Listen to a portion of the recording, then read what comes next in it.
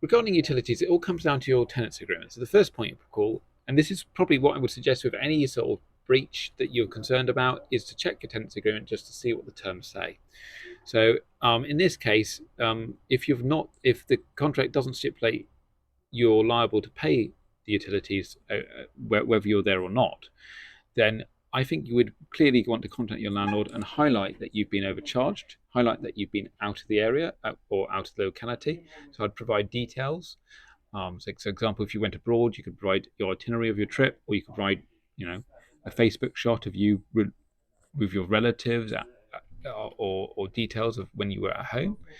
And that sort of information could be provided to say, well, I've not been here, I'm not using up the utilities, please don't charge me for it. Now, note, if you're in a joint tenancy, you might be jointly and severally liable for the utility bill with your housemates, and so in that case, you might be liable regardless of whether you're there or not. It also really depends on the nature of your tenancy agreement. Many of these shared housing arrangements will kind of share the liability.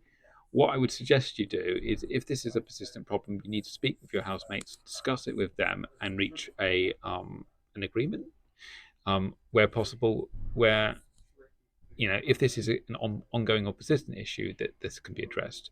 But really, look at your tenancy agreement, seek appropriate advice if you're not sure. That's our website, our web chat, your student support services. Get back to the landlord, see if you can, bear in mind you can negotiate and go from there. Ultimately, the worst case scenario is that the landlord will ask you the thing and you can get some appropriate advice. But really, it comes down to your tenant agreement.